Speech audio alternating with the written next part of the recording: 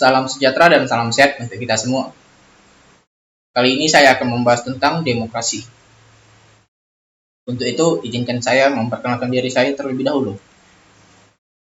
Nama saya Elwin Cerlaugo, NPM 2214-10097, Prodi Manajemen Universitas Metodis Indonesia. Kali ini kita akan membahas 4 materi, yaitu pengertiannya yang akan dibagi menjadi 2. Yang pertama itu bahasa, yang kedua ahli. Materi yang kedua ialah unsur penegak demokrasi, yang ketiga hakikat demokrasi, dan yang keempat jenis-jenis demokrasi. Pengertian demokrasi. Pertama, menurut bahasa. Demokrasi berasal dari bahasa Yunani, yaitu demos, artinya rakyat atau penduduk, sedangkan kratos, artinya pemerintahan. Secara garis besar, demokrasi ialah pemerintahan yang diselenggarakan dari rakyat, oleh rakyat, dan untuk rakyat. Yang kedua, menurut ahli. Yang pertama, Joseph A. Schumpeter. Demokrasi sebagai suatu perencanaan institusional untuk mencapai keputusan politik, di mana individu-individu memperoleh kekuasaan untuk memutuskan cara perjuangan kompetitif atas suara rakyat. Yang kedua, Sidney Hook. Demokrasi adalah bentuk pemerintahan di mana keputusan-keputusan pemerintah yang penting secara langsung atau tidak langsung didasarkan pada kesepakatan mayoritas yang diberikan secara bebas dari rakyat dewasa. Yang ketiga, Abraham Lincoln. Democracy is government of the people, by the people, and for the people. Yang berarti, demokrasi ialah pemerintahan dari rakyat, oleh rakyat, dan untuk rakyat. Unsur penegak demokrasi. Yang pertama, negara hukum. Ini berarti negara memberikan perlindungan hukum bagi warga negara melalui lembaga peradilan yang bebas dan tidak memihak kepada siapapun, serta menjamin hak asasi manusia. Yang kedua, masyarakat madani atau civil society. Masyarakat dengan cirinya yang terbuka, egaliter, bebas dari dominasi, serta dari tekanan negara.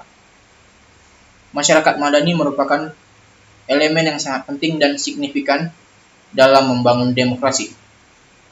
Pentingnya masyarakat madani dalam proses perkembangan demokrasi adalah partisipasi masyarakat dalam proses pengambilan keputusan yang dilakukan negara atau pemerintah.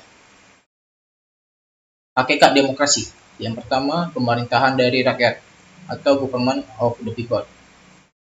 Pemerintahan dari rakyat berhubungan dengan pemerintahan yang sah dan diakui di mata rakyat. Pemerintahan yang diakui merupakan pemerintahan yang telah mendapat pengakuan dan dukungan dari rakyat. Hal tersebut sangat penting bagi pemerintah karena akan membantu menjalankan roda birokrasi serta program-programnya. Yang kedua, pemerintahan oleh rakyat atau government by the people. Pemerintahan oleh rakyat artinya pemerintahan menjalankan kekuasaan atas nama rakyat, bukan karena ada dorongan sendiri. Pengawasan dilakukan oleh rakyat, bisa dilakukan secara langsung oleh rakyat, atau juga bisa dilakukan secara tidak langsung melalui Dewan Perwakilan Rakyat. Yang ketiga, pemerintahan untuk rakyat atau government for the people. Artinya kekuasaan yang diberikan oleh rakyat kepada pemerintah harus dijalankan untuk kepentingan rakyat. Pemerintah wajib menjamin adanya kebebasan yang seluas-luasnya. Jenis-jenis demokrasi. Yang pertama, demokrasi liberal. Demokrasi liberal adalah sistem politik yang menganut tentang suatu kebebasan pada seseorang. Secara konstitusional, ini dapat dimaknakan sebagai hak individu dari kekuasaan pemerintah. Pada demokrasi liberal, keputusan-keputusan tersebut berlaku terhadap semua besar bidang kebijakan pemerintah yang ditunjuk dengan pembatasan-pembatasan supaya keputusan pemerintah tak melanggar kemerdekaan maupun hak-hak individu.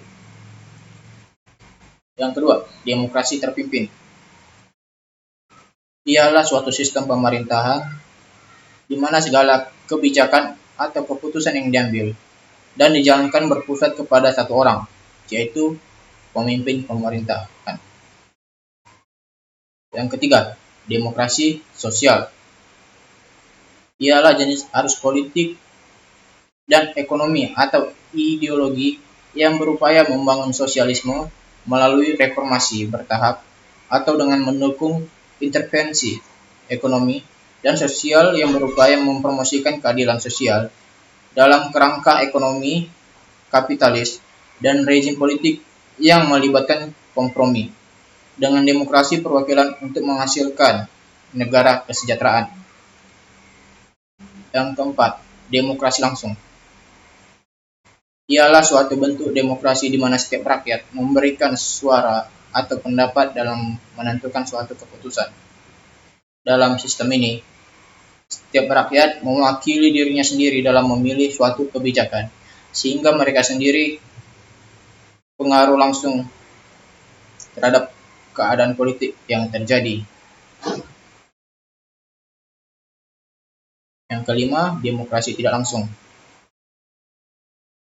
Ialah paham demokrasi yang dilaksanakan melalui sistem perwakilan.